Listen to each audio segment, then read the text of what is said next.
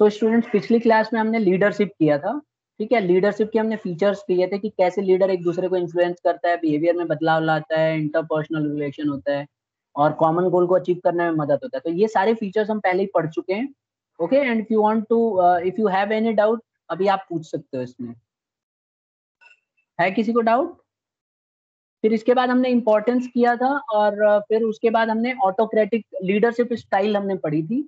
अभी आप देखेंगे स्क्रीन पे, ऑटोक्रेटिक लीडर के बारे में पढ़ा था, डेमोक्रेटिक लीडर और लेसेस फेयर। देखो तीनों लीडरों का हमने पढ़ा था, अलग अलग खूबियां होती हैं, लेकिन सब ये लीडर होते हैं अपने आप में, ठीक है। ऑटोक्रेटिक लीडर वो होता है जो अपने डिसीजंस खुद लेता है और दूसरे के ऊपर थोपता है और दूसरे से चाहता है कि वो उसकी बात को माने। जबकि डेमोक्रेटिक लीडर सबसे राय विचार करके बात करता है। और लेसेस फेयर जो है वो दूसरे को पावर दे देता है कि तुम लोग डिसीजन लो, और अपने बेसिस पे वो जब भी वो उसके फॉलोअर्स डिसीजन ले लेते हैं तो उनके साथ रहता है और काफी फ्रीडम दे देता है अपने जो सपोर्टर्स होते हैं उनको, ठीक है। तो ये तीनों लीडरशिप स्टाइल हमने पढ़ लिया था। आज जो हमारा टॉपिक है स्टूडेंट्स, ये है कम्युनिकेशन। ये भी एक एलिमेंट ऑफ लीडरशिप है, सॉरी एलिमेंट्स ऑफ डायरेक्टिंग है। तो कम्युनिकेशन क्या होता है? सबको पता है कम्युनिकेशन जो है लैटिन वर्ड से लिया गया है, कम्युनिस का मतलब होता है कॉमन, ठीक है। कम्युनिस का मतलब होता है common, the exchange of ideas, facts, opinions and emotions from one person to another. Generally आप देखेंगे कम्युनिकेशन का मतलब होता है जब हम आइडियाज अपने शेयर करते हैं ना एक दूसरे के साथ, तो उसको हम लोग कम्युनिकेशन कहते हैं, ठीक है। जैसे जब हम अपने इमोशंस किसी और को प्रेजेंट करते हैं, वो भी हमारा एक कम्युनिकेशन है। कम्युनिकेशन ओरल भी हो सकता है, रिटन भी हो सकता है, पिक्टोरियल भी हो सकता है और एक्शंस के थ्रू भी हो सकता है। क्या हम मैं कम्युनिकेट ओरल कर सकता हूँ बोल के? तो आंसर है हाँ, मैं बोल रहा हूँ अभी, आप ओरल हो रहा है। क्या पिक्टोरियल भी हो सकता है, मतलब बिना बोले बिना लिखे क्या हम कम्युनिकेट कर सकते हैं? कैसे? पिक्चर स्टोरी वगैरह भी होती है, कई शोज भी होते हैं जो आवाज के लिए होते हैं।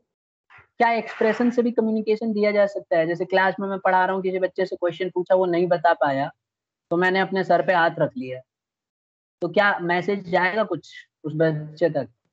Yes sir. Yes sir. क्या मैसेज जाएगा? कुछ नहीं हो सकता तुम्हारा। अगर वो बच्चा आंसर नहीं बता पा रहा है और मैंने सर पे हाथ रख दिया, इसका मतलब मैं बहुत ज्यादा डिसअपॉइंट हूँ, मैं सरप्राइज हूँ कि वो नहीं बता पा रहा है ना। बच्चे के पास ये कम्युनिकेशन चला जाएगा कि he is not able to know speak anything, and I was expecting lot from him. तो इस तरह से पता चल जाता है। तो कम्युनिकेशन यही है। ये रिटन भी हो सकता है, ओरल भी हो सकता है। आप रिटन कम्युनिकेशन की अच्छी बात क्या होती है कि आप लिखित में देते हो तो आप सामने वाले के पास प्रूफ होता है, और जब बोल के आप कम्युनिकेट करते हो तो वो मना भी कर सकता है, मैंने कब बोला भाई, आपने कुछ अलग समझ सुन लिया होगा, इस टाइप। तो इसीलिए आपने देखा होगा जब ये कोरोना हो रहा था तो जो चीफ मिनिस्टर्स थे आपस में ये लेटर लिखते हैं, टीवी में आपने देखा होगा, आता है मैंने चिट्ठी भेज दी है। अरे भाई, चिट्ठी आज के जमाने में चिट्ठी भेज दिया, क्योंकि वो रिटर्न कम्युनिकेशन करते हैं, क्योंकि कल को कोई दूसरा उनको ये ना कह सके कि आपने नहीं भेजा है। Is it clear? तो ओरल कम्युनिकेशन बहुत प्रूफ होता है उसमें, ठीक है। रिटन कम्युनिकेशन जिसको हम बोलते हैं, ओरल कम्युनिकेशन में प्रूफ नहीं रहेगा, ठीक है। रिकॉर्डेड होगा तब तो अलग बात है, अदरवाइज नहीं रहेगा। तो कम्युनिकेशन कुछ भी ऐसी चीज होती है जो हम अपने आइडियाज को दूसरे के तक पहुंचाते हैं, हम अपने व्यूज को दूसरे तक शेयर करते हैं, हम अपने इमोशंस को दूसरे तक पहुंचाते हैं, उसको हम बोलते हैं कम्युनिकेशन, ठीक है। अब अगर आप देखेंगे तो एलिमेंट्स ऑफ कम्युनिकेशन है, कम्युनिकेशन के बहुत सारे एलिमेंट्स हैं। मतलब जब हम कम्युनिकेट करते हैं तो किस तरह से कम्युनिकेशन जाता है, उसको हम बोलते हैं एलिमेंट्स ऑफ कम्युनिकेशन। कैसे? देखो, सबसे पहले अगर आप देखेंगे ना, ये एग्जाम में अक्सर आता है कम्युनिकेशन के एलिमेंट्स। मैं पहले इस डायग्राम से ही समझा रहा हूँ। देखो सबसे पहले क्या होता है कि एक सेंडर होता है। सेंडर, जैसे मान लो मैं आपको पढ़ा रहा हूँ तो मैं आपको कम्युनिकेट कर रहा हूँ, तो मैं सेंडर कहलाऊंगा, I am the sender, okay. तो सेंडर वो व्यक्ति होता है जो मैसेज को आगे कन्वे करता है, पहुंचाता है, ठीक है। आप देखेंगे यहाँ पे sender, the person who sends the message. Sender वो पर्सन होता है जो मैसेज को सेंड करता है। He communicates the process of communication. ये क्या करता है? ये कम्युनिकेट करता है, जो प्रोसेस है ना उसको कम्युनिकेट करता है। जैसे अभी आप ये देखो, ये सेंडर है, ठीक है, जो माइक पे बोल रहा है, this is sender. In the organisation context the sender may be a superior, subordinate, peer और एनी अदर पर्सन। अगर मैं ऑर्गेनाइजेशन की बात करूं तो सेंडर सबॉर्डिनेट भी हो सकता है, सुपीरियर भी हो सकता है, पीयर। पीयर कौन होते हैं? पीयर्स कौन होते हैं? जो अपने साथी होते हैं ऑर्गेनाइजेशन के अंदर, उनको पीयर्स बोलते हैं। ठीक है, जो एक साथ काम करते हैं ना मिलके, तो सबको पीयर्स कहते हैं। तो पीयर्स भी हो सकते हैं या कोई कोई भी पर्सन सेंडर हो सकता है। बस ये समझ लीजिए कि सेंडर वो व्यक्ति होता है जो मैसेज को देता है। जैसे एक ऑर्गेनाइजेशन के अंदर जो सुपीरियर होता है वो सेंडर होता है, तो जब भी वो सबऑर्डिनेट से बात करेगा तो वो सेंडर कहलाएगा, मैसेज भेज रहा हो। ठीक है, तो आप देखेंगे यहाँ पे दूसरे नंबर पे, तो सेंडर तो हो गया कंप्लीट। फिर आता है मैसेज। अब देखो सेकंड एलिमेंट है कम्युनिकेशन का मैसेज। मैसेज क्या है? कोई भी सब्जेक्ट मैटर हो सकता है जो हमें कम्युनिकेट करना है। ये वर्ड्स भी हो सकते हैं, फैक्ट्स भी हो सकते हैं, आइडियाज भी हो सकते हैं। तो कम्युनिकेशन, जो मैसेज का मतलब होता है वो सब्जेक्ट मैटर जो हमें डिस्कस करना है, जो हमें बताना है, जो हमें बताना है, जो हमें पहुंचाना है, तो दैट इज मैसेज। कौन कौन से दो पढ़ लिए बेटा? सेंडर और मैसेज। ठीक है, हमने सेंडर पढ़ लिया। सेंडर वो पर्सन जो मैसेज पहुंचाता है। मैसेज वो सब्जेक्ट मैटर है जिस बात को हमें पहुंचाना है। फिर आता है एनकोडिंग। अब देखो एनकोडिंग क्या होता है कि जब हम अपने आइडिया को सामने वाले को भेज रहे होते हैं, तो जो सेंडर है वो तो अपनी आइडिया को ट्रांसलेट करता है। ठीक है, अब वो किसी भी भाषा में कर सकता है, वर्ड्स के थ्रू कर सकता है, एक्शंस के थ्रू कर सकता है, पिक्चर्स के थ्रू, डायग्राम्स के थ्रू, जेस्चर्स के थ्रू। इसको बोलते हैं एनकोडिंग। एनकोड करना, सामने वाला व्यक्ति जब इसको मतलब जो इंफॉर्मेशन भेजा गया है उसको हम बोलते हैं एनकोड करना। ठीक है, जब आइडिया सामने वाले तक चली जाती है तो उसको क्या बोलेंगे? Encoding. Is it clear students? Yes sir. अब आता है यस मीडिया। फिर आता है मीडिया, जो चैनल है जिसके थ्रू हम बोल रहे हैं। अब जैसे इस समय मैं आपसे बात कर रहा हूँ, तो मैं कौन से मीडिया का इस्तेमाल कर रहा हूँ? Microsoft teams. बिल्कुल ठीक। तो ये हमारी मीडिया होती है। तो जब भी हम कम्युनिकेट करते हैं ना कोई मीडिया होती है। ठीक है, जो हमारी आवाज को पहुंचाती है या हमारा रिटन कंटेंट को पहुंचाती है या हमारे पिक्चर्स को पहुंचाती है, तो ये एक मीडिया होती है। तो media is a medium through which the message is pass. जैसे फेस टू फेस भी हो सकता है, टेलीफोन के थ्रू भी हो सकता है, लेटर के थ्रू हो सकता है, रेडियो, टेलीविजन, इन सब के थ्रू हो सकता है। फिर आता है डिकोडिंग। अब देखो क्या होता है कि जो रिसीवर होता है ना, वो कन्वर्ट करता है उन सिंबल्स को या उन मैसेजेस को, और उसको जो है एक मीनिंगफुल मैसेज बना देता है।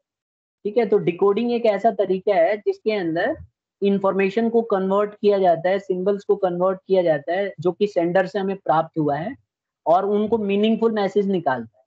ठीक है, एनकोडिंग का ठीक उल्टा। एनकोडिंग में क्या होता है कि कंटेंट को सामने वाला भेज रहा होता है, किसके थ्रू? मीडिया के थ्रू। जब वो मीडिया के थ्रू भेज देता है तो उसको डिकोड किया जाता है। ठीक है, डिकोड करते समय क्या करेंगे आप? देखो यहाँ पे मीडिया के थ्रू जैसे ही वो भेजेगा वो डिकोड करेगा। यहाँ देखो पॉइंटर से दिखा रहा हूँ, ये डिकोड करेगा। डिकोड करने में क्या होगा? अगर आप देखोगे तो एनकोडिंग का ठीक उल्टा है। यहाँ पे क्या होता है, जो रिसीवर होता है वो मैसेज को कन्वर्ट करता है मीनिंगफुल उसमें, इंफॉर्मेशन में, और उसका मतलब निकालता है। और जो सेंडर भेजता है वो एनकोडिंग होता है, जो वो बताना चाह रहा है उसको कम्युनिकेट करता है अपनी लैंग्वेज।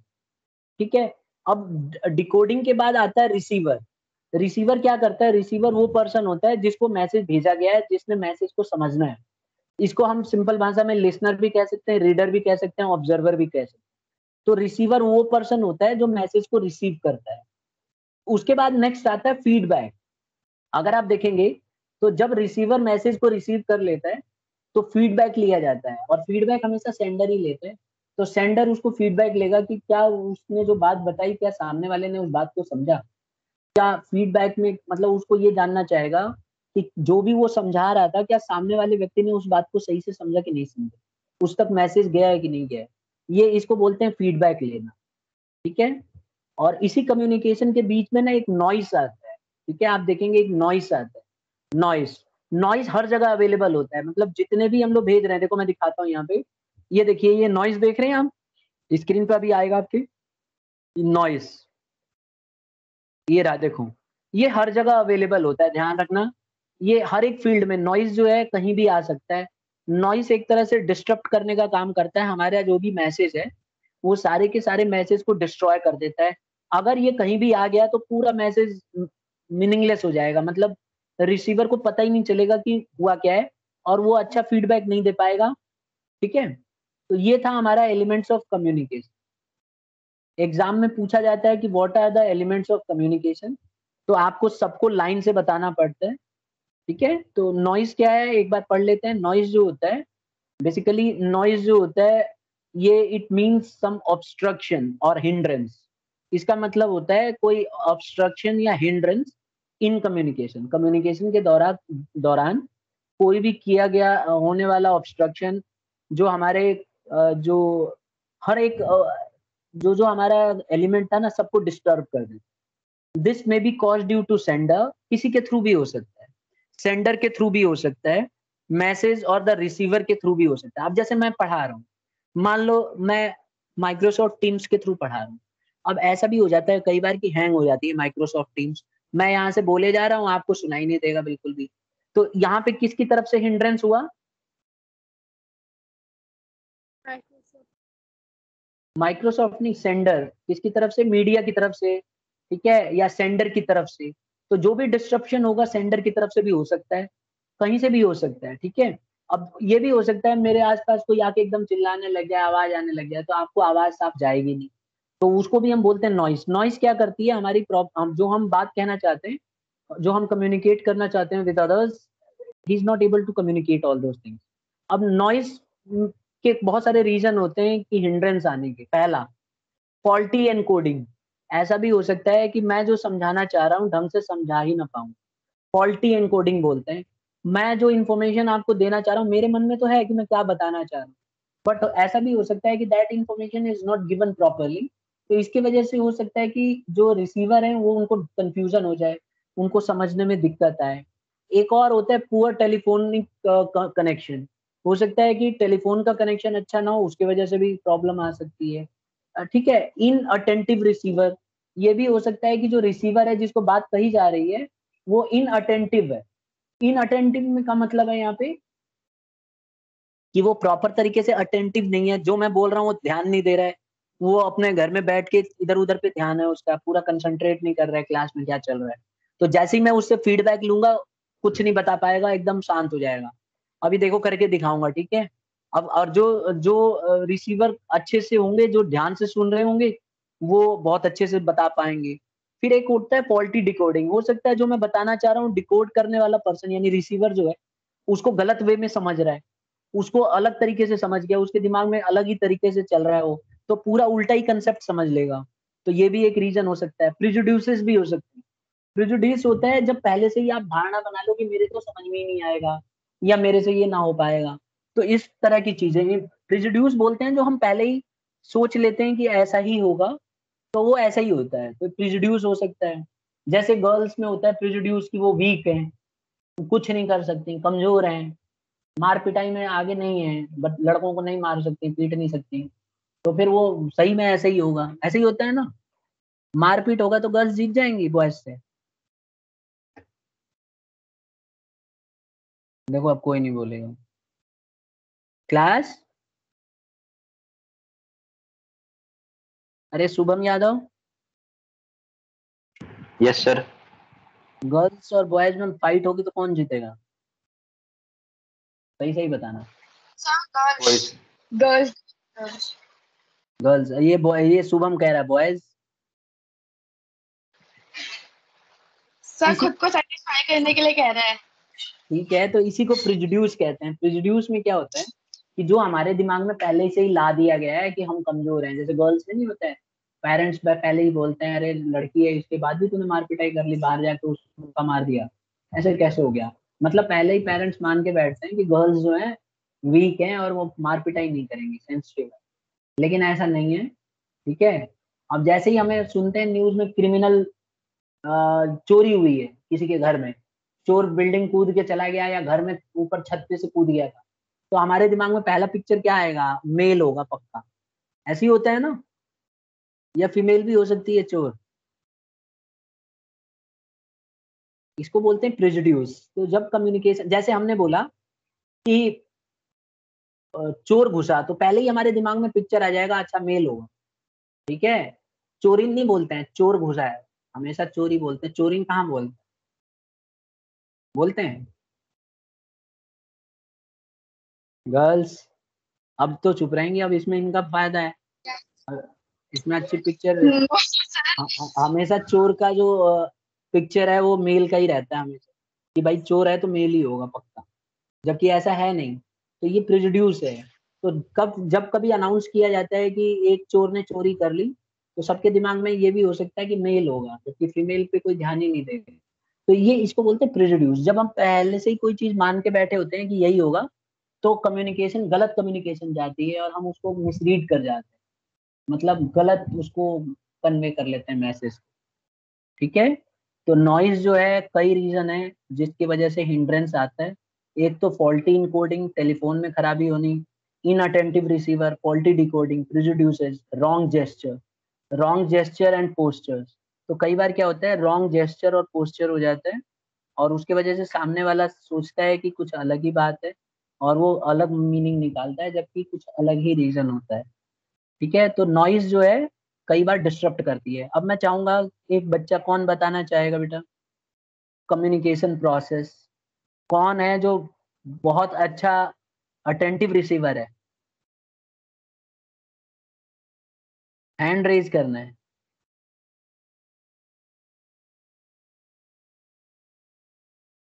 कौन बताएगा? कम्युनिकेशन प्रोसेस कौन समझा रहा है बेटा? कोई नहीं है, ये हैरानी की बात है। चलो मैं पिक्चर आपके सामने रख देता हूँ, अब तो बता दो। चलिए, अब बताइए।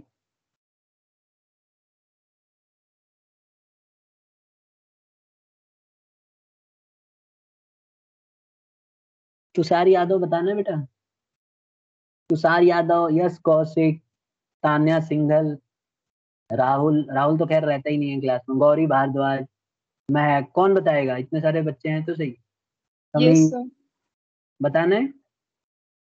Yes sir. ठीक है, गौरी भारद्वाज ट्राई करो। तो सर सेंडर, सबसे पहले सेंडर जो है वो पर्सन होता है जो इंफॉर्मेशन को आगे रिसीवर तक पहुंचाने के लिए सेंड करता है। ठीक है। मैसेज वो इंफॉर्मेशन है जो हमें पास करनी है आगे। सेंडर जो ठीक। है मैसेज को एनकोड करता है पहले, अपने थॉट्स को एक लैंग्वेज में वर्ड्स यूज करके हम्म। उसको एक मैसेज फॉर्म करता है। इससे वो ठीक आगे है। एक मीडिया के थ्रू, एक चैनल के थ्रू रिसीवर तक पहुंचती है। रिसीवर मीडिया उस क्या हो मैसेज को सकती है? मीडिया, डिकोड करता है। मीडिया क्या हो सकती है? सर मीडिया कुछ भी हो सकती है, टेलीफोन के थ्रू भी, और रिटर्न में भी हो सकता है, कोई लेटर वगैरह। ठीक है, उसके बाद मीडिया के पास बात किसके पास जाता है? रिसीवर के पास जाता है। पहले डिकोड रिसीवर करता है। हाँ, ठीक है, रिसीवर के पास रिसीवर उस जाता है। मैसेज को डिकोड करता है। ठीक है, अगर डिकोड गलत कर दिया तो? तो सर फीडबैक उसका जो आएगा गलत आएगा वो। और अगर एनकोडिंग गलत हो गया तो? तो भी सर फीडबैक पे असर पड़ेगा। ठीक है। अच्छा, एनकोडिंग करते समय जो मैसेज है, अगर वो गलत कन्वे कर रहा है, गलत लैंग्वेज में कन्वे कर रहा है, मान लो वो कोई ऐसी लैंग्वेज बोल रहा है जो रिसीवर को वो लैंग्वेज ही नहीं आती है, तो क्या वो एनकोडिंग गलत कहलाएगी या डिकोडिंग गलत कहलाएगी?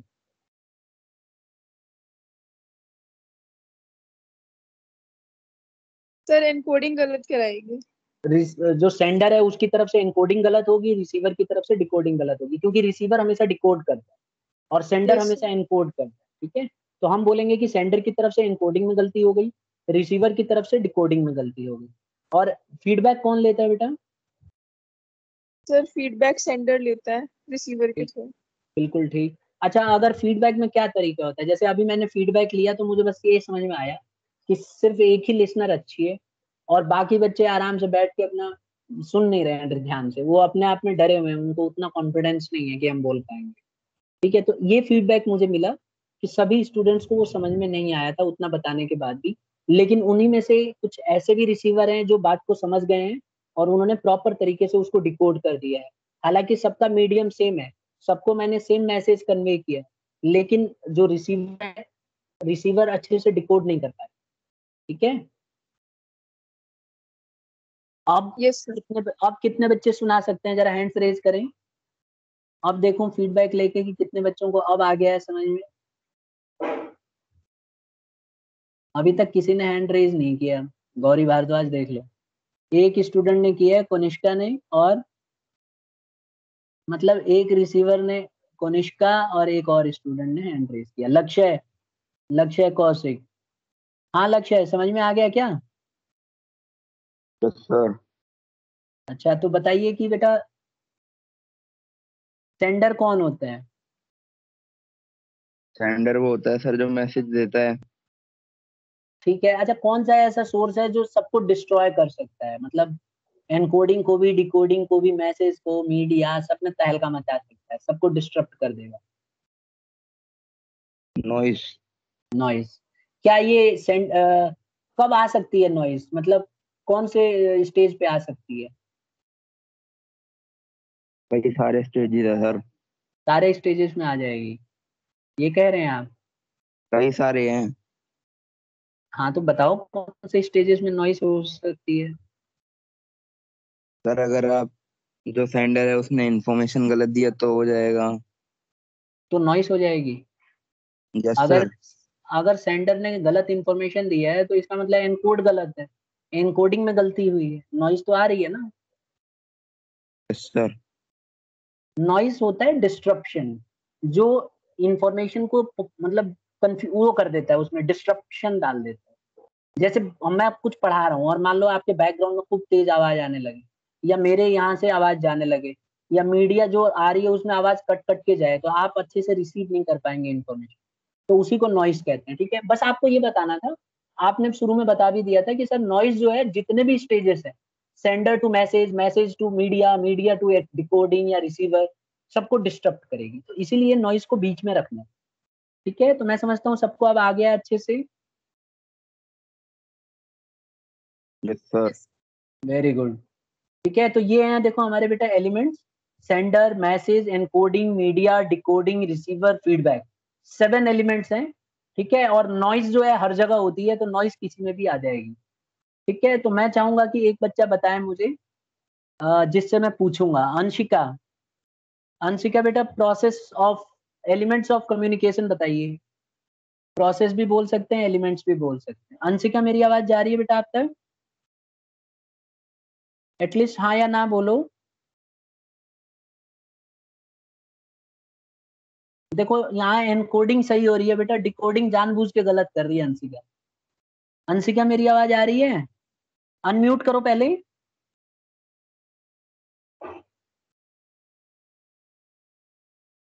देख लो इसको कौन सी कैटेगरी में डालेंगे सर बेटा? उसका माइक खराब है। अच्छा माइक खराब है। यस। चलिए ये तो फिर ये कौन सा डिस्ट्रप्शन कहलाएगा, माइक खराब है? Decoding sir. डिकोडिंग नहीं होगा फिर तो, डिकोडिंग तो सही है, उसको समझ में तो आ रहा है। माइक खराब है मतलब मीडिया, फीडबैक। मीडिया में गड़बड़ है ना? यस। मीडिया में गड़बड़ है, अगर मीडिया सही ना हो तो प्रॉपर कम्युनिकेशन नहीं हो सकता है। तो अभी अंशिका की मीडिया खराब है, ठीक है, तो कहाँ से बेचारी बताएगी, अब ये मैसेज कर सकती है। ठीक है, किसी और बच्चे से पूछते हैं। साक्षी शर्मा, अनम्यूट करो। साक्षी शर्मा। हाँ जी सर। हाँ, एलिमेंट्स ऑफ कम्युनिकेशन बेटा ट्राई कर सकती हो, 7 एलिमेंट्स हैं।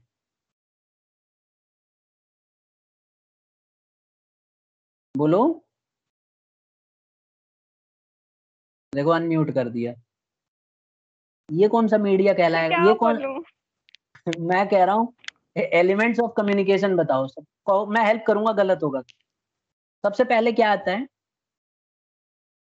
सर मेरा नेट नहीं चल रहा था, मेरी बीच में लीव हो गई थी। अच्छा क्लास लीव हो गई है। अब ये कौन सा मिस्टेक कहलाएगा, मीडिया की मिस्टेक। ठीक है, इंटरप्शन हो गया सर बीच। मीडिया। ये तुम लोग बहाना बना रहे हो कि आज ही होना था? नहीं सर, जिससे वाईफाई नहीं चल रहा। कि एक का माइक काम नहीं कर रहा है, एक का वाईफाई नहीं चल रहा है, फिर भी आवाज आ रही है, ये हैरानी वाली बात है। जतिन, जतिन। यस हाँ बेटा सर। ट्राई करना है, ट्राई करना है। सर अभी क्लास ज्वाइन करी है मैंने तो। देख लो ये खतरनाक मीडिया है ये तो तुम लोग एलिमेंट्स ऑफ कम्युनिकेशन की धज्जियां उड़ा दोगे। तान्या, तान्या सिंघल, ये नहीं बोलेगी कुछ भी। तान्या सिंघल, ये राहुल तो कभी बोलेगा ही नहीं, ये इसका इसका अलग ही है, मतलब नॉइस का भी खतरनाक है ये, देखो। राहुल, नहीं बोलना है, बिल्कुल नहीं बोलना है, कोई मतलब ही नहीं है बोलने का। चलो मैं एक बार ना आप सबके लिए एक बार फिर से, वैसे तो गौरी ने बहुत बढ़िया से समझा दिया था, एक बार मैं जल्दी जल्दी फिर से बता रहा हूँ। देखिए ऐसे करोगे तो फिर तो गड़बड़ हो जाएगी बेटा। देखिए साक्षी ध्यान से सुन लेना, आप तो ठीक काम कर रहा है ना नेट? हाँ जी सर, सुन रही हूँ अब। ठीक है। देखो कम्युनिकेशन के बारे में मैंने बताया था कि कम्युनिकेशन जो है ये एक लैटिन वर्ड से लिया है, कम्युनिस, जिसका मतलब होता है कॉमन। ठीक है, एक लैटिन वर्ड है ये। इसमें क्या होता है, जब हम अपनी आइडिया को दूसरे के साथ शेयर करते हैं या इमोशन को दिखाते हैं, जैसे मान लो कोई रो पड़ा, तो रो पड़ा तो वो सामने वाला भी भावुक हो जाता है देख के। तो कोई भी जब हम इंफॉर्मेशन अपनी शेयर करते हैं सामने वाले से, ओपिनियंस, फैक्ट्स, इमोशंस, तो उसको हम लोग कम्युनिकेशन कहते हैं। कम्युनिकेशन ओरल भी हो सकता है, रिटन भी हो सकता है, और एक्शन के थ्रू भी हो सकता है। जैसे मान लो किसी बच्चे से मैंने पूछा, नहीं आ रहा है उसको समझ में, या एकदम गुस्सा आ गया, कोई दूसरा दांत दिखा रहा है और जानबूझ के उसको परेशान कर रहा है, तो एक थप्पड़ लगा दिया गुस्से में आके, तो इसमें क्या होगा, ये एक्शन है। एक्शन से मैंने ये प्रूव किया कि मैं बहुत ज्यादा गुस्से में आ गया हूँ और ये गलत हो रहा है, नहीं होना चाहिए ऐसे। तो ये कम्युनिकेशन देने का तरीका हो सकता है। जैसे कई बार देखा होगा आपके पेरेंट्स भी, कई बार अलग अलग तरीके होते हैं कम्युनिकेट करने के। ठीक है, जब आप छोटे होगे और कोई गलती करते होगे और पेरेंट्स एकदम घुमा के एक थप्पड़ मार देते होंगे, तो बच्चा भी समझ जाता है, उसको तुरंत मैसेज मिल जाता है, फीडबैक की भी जरूरत नहीं होती है इसमें, ऑटोमेटिक फीडबैक मिल जाता है कि हाँ समझ गए। ऐसे ही होता है ना यस कि सर। हाँ, जैसे ही थप्पड़ खाएगा शांत हो जाएगा एकदम, तो इसका मतलब फीडबैक मिल गया। क्या फीडबैक मिला, उसके पिक्टोरियल से, उसकी शक्ल देख के फीडबैक मिल गया कि हाँ उसको अपनी गलती का समझ में आ गया, अब शांत हो गया। ठीक है, तो अभी ये क्लास में होते तो कई जनों का ना पिक्टोरियल रिप्रेजेंटेशन हो जाता है और फीडबैक बढ़िया मिल जाता आमने सामने, और वहाँ कंसंट्रेशन भी ध्यान से होता। अब यहाँ पे मीडिया हमारी गड़बड़ा रही है एंड डिकोड नहीं हो पा रहा ढंग से। तो देखो आगे बढ़ते हैं। अब बताया गया है कि जब हम कम्युनिकेशन करते हैं ना, तो उसके बहुत सारे एलिमेंट्स हैं, और कभी भी जब इंफॉर्मेशन दी जाती है ना, तो स्टेप बाय स्टेप चलती है। कैसे? सबसे पहले एक सेंडर होता है। सेंडर वो पर्सन होता है जो मैसेज को भेजता है। ठीक है, ध्यान रखना, सेंडर वो पर्सन है जो इंफॉर्मेशन, अपने आइडिया को आगे भेजता है। फिर आता है मैसेज। मैसेज वो सब्जेक्ट मैटर है जो वो बताना चाहता है। कोई भी सब्जेक्ट मैटर हो सकता है, तो वो सब्जेक्ट मैटर है, उसको बोलते हैं मैसेज। अब जब सेंडर मैसेज को देगा तो उसको एनकोड करता है। एनकोडिंग वो तरीका होता है जिसमें वो अपनी बात को एक ऐसी लैंग्वेज में, एक ऐसा प्रेजेंटेशन के थ्रू भेजता है जिससे सामने वाले को समझ में आए, उसको बोलते हैं एनकोड करना। अगर वो अपनी इंफॉर्मेशन प्रॉपर तरीके से पहुंचा पाए, अपनी लैंग्वेज को ढंग से रख पाए, वो लैंग्वेज यूज करे जो सामने वालों को समझ में आता है, तो उसको बोलेंगे प्रॉपर एनकोडिंग हो रही है। फिर आता है मीडिया। मीडिया, नॉइस अभी नहीं आएगा, ध्यान रखना, नॉइस मत लिखना।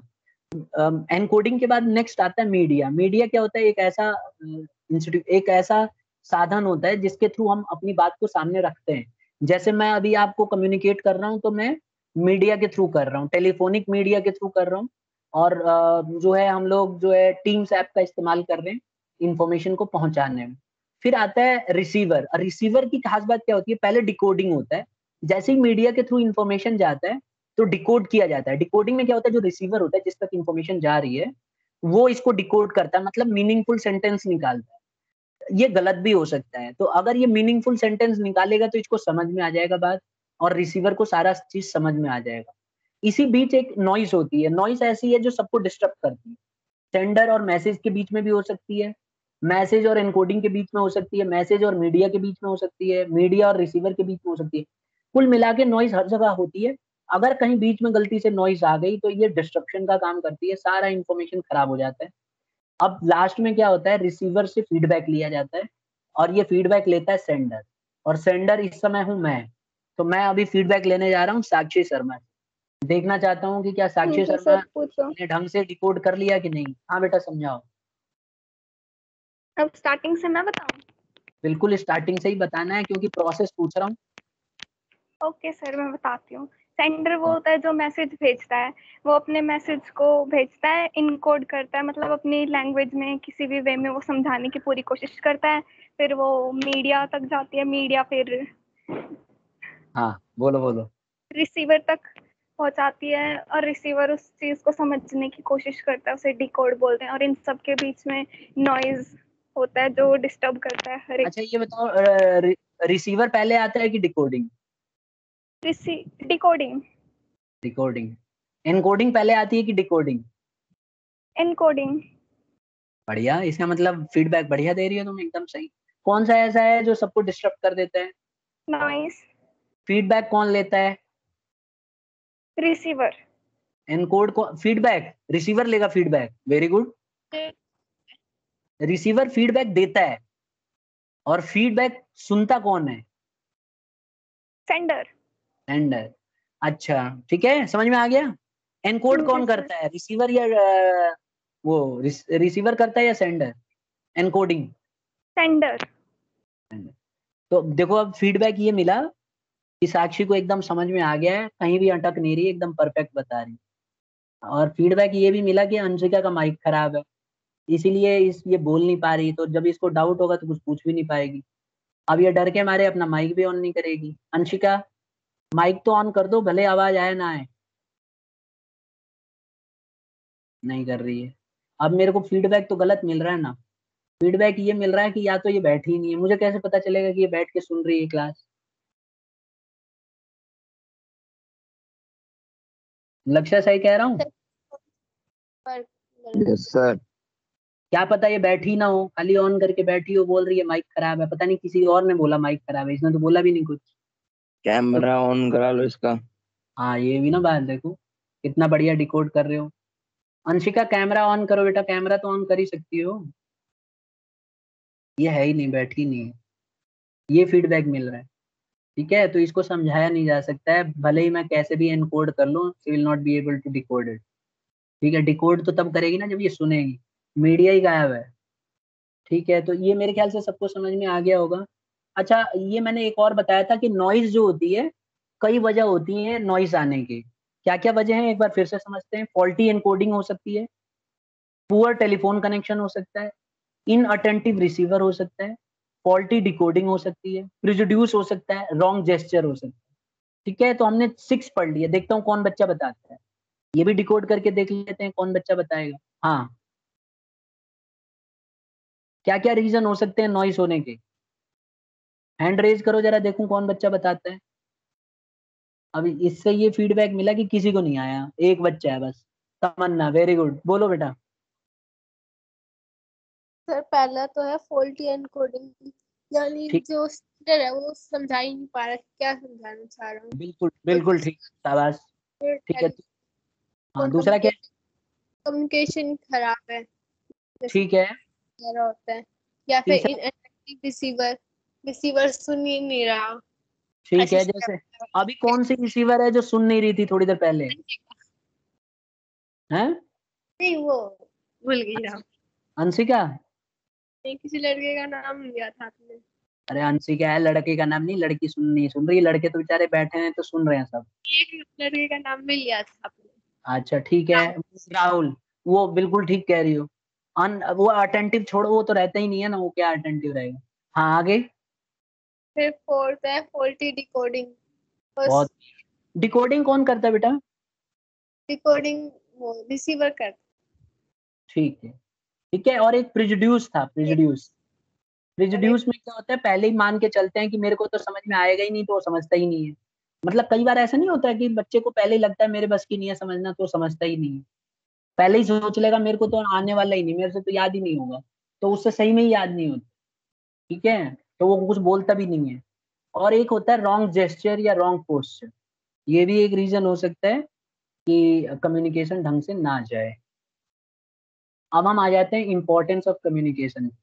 कम्युनिकेशन क्यों इंपॉर्टेंट होती है? बहुत इंपॉर्टेंट होती है कम्युनिकेशन।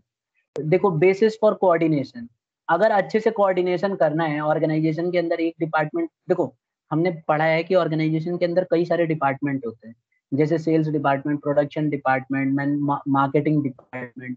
तो अगर ये सारे डिपार्टमेंट आपस में एक दूसरे के साथ कोऑर्डिनेट नहीं करेंगे, तो ये काम को ढंग से कर नहीं पाएंगे। जैसे मान लो सेल्स डिपार्टमेंट है, मार्केटिंग डिपार्टमेंट है, प्रोडक्शन डिपार्टमेंट, आपस में ये सारे डिपार्टमेंट ढंग से काम नहीं करेंगे, तो कभी भी इंफॉर्मेशन को कम्युनिकेट नहीं कर पाएंगे, और इससे हमेशा गड़बड़ी होने के पूरे चांसेस। तो इसको बोलते हैं, कम्युनिकेशन बहुत इंपॉर्टेंट है। अगर प्रॉपर कम्युनिकेशन होगा तो आप अच्छे से इंफॉर्मेशन को दे सकते हो। Is it clear?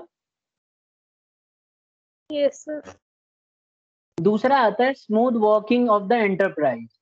इसमें बताया गया है कि एंटरप्राइज में ना बहुत ही आसानी से वर्क किया जा सकता है। अगर कम्युनिकेशन अच्छा होगा तो ऑर्गेनाइजेशन के अंदर काम अच्छे से किया जा सकता है। ठीक है, अब जैसे मान लो when there is a communication gap all the organisational activities come to a standstill. तो अगर कम्युनिकेशन गैप होगा तो बात ढंग से हो नहीं पाती है और एक पर्सन दूसरे तक इंफॉर्मेशन नहीं पहुंचा पाता। ठीक है, तो ये बहुत जरूरी है कि हम प्रॉपर तरीके से कम्युनिकेट करें। अगर ऑर्गेनाइजेशन में हम प्रॉपर कम्युनिकेशन नहीं करेंगे तो फिर सामने वाले तक बात ही नहीं पहुंचेगी कि हम उससे कहना क्या चाह रहे हैं या हम उसे क्या बताना चाह रहे हैं। और इसी तरह से वाइस वर्सा, वो क्या कहना चाह रहा है अगर वो नहीं बताएगा तो दूसरे वाले को पता ही नहीं चलेगा। ठीक है, तो ऑर्गेनाइजेशन में ये बहुत जरूरी है कि कम्युनिकेशन प्रॉपर हो। फिर आता है बेसिस फॉर डिसीजन मेकिंग। अगर डिसीजन लेना है तो कम्युनिकेशन अच्छा होना जरूरी है। अगर प्रॉपर कम्युनिकेशन नहीं होगा तो डिसीजन नहीं ले पाते हम लोग। तो मैनेजमेंट के अंदर अगर प्रॉपर तरीके से कम्युनिकेशन नहीं होगा तो management will not be able to take proper decision. They will not know whether to go. उन्हें पता ही नहीं रहेगा कहाँ जाना है, किससे बात करनी है। तो ये बहुत ही इंपॉर्टेंट है कि कम्युनिकेशन प्रॉपर तरीके से डिसीजन लेने में मदद करे। फिर एक और आता है इंक्रीज मैनेजरियल एफिशिएंसी।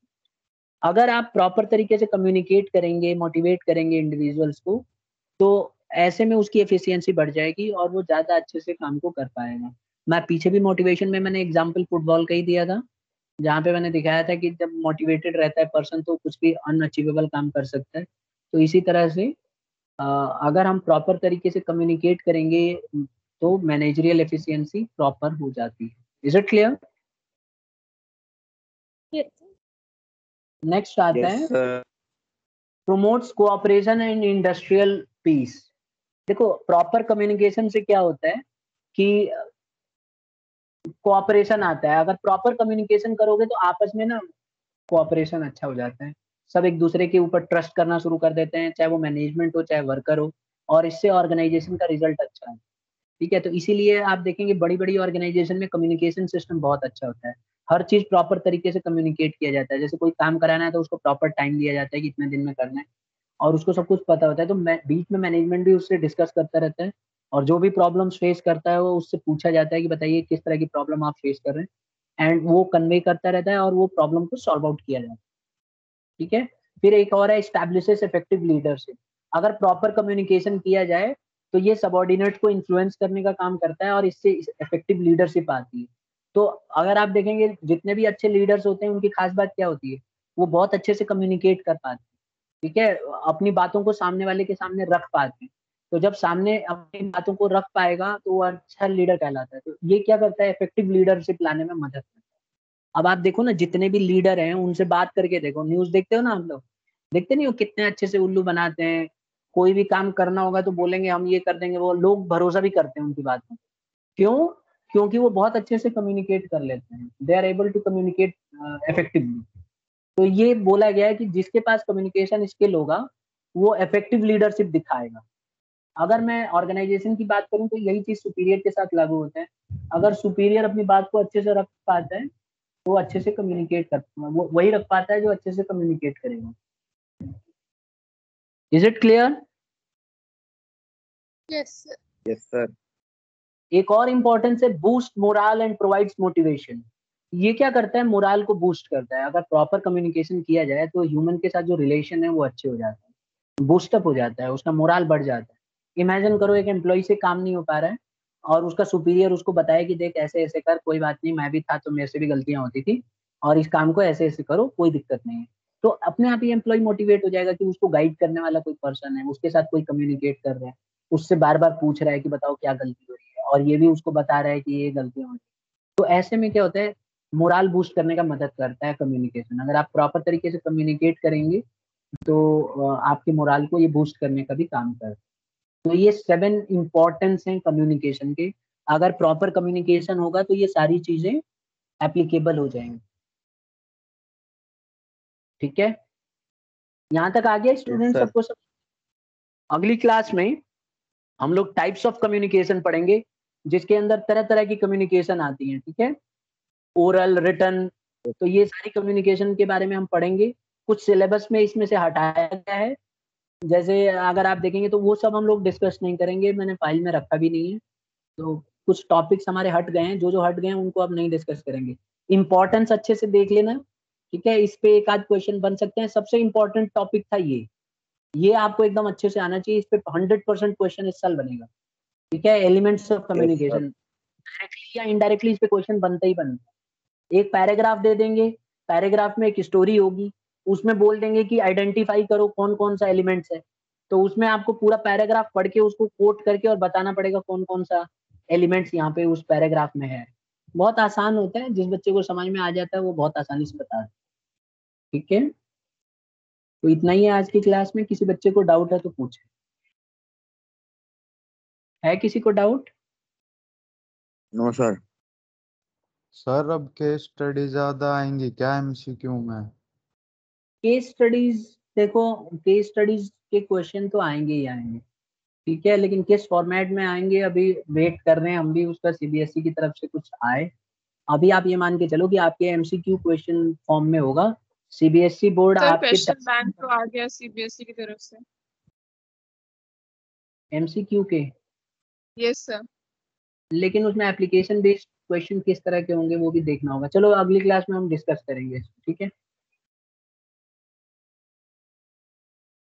अभी बुक्स ने पब्लिश नहीं किया, एक बार मैं अभी चेक कर लूंगा। ठीक है, बस इतना अभी तक बताया सीबीएसई ने कि एमसीक्यू के फॉर्म में देंगे, 40 मार्क्स का टॉपिक होगा और उसमें आपको 90 मिनट्स मिलेंगे करने के लिए। और अभी आने लगेगा सब मटेरियल, तो उसी के हिसाब से हम लोग डिस्कस कर लेंगे। ठीक है, अभी for the time being close करते हैं। हाँ बताओ।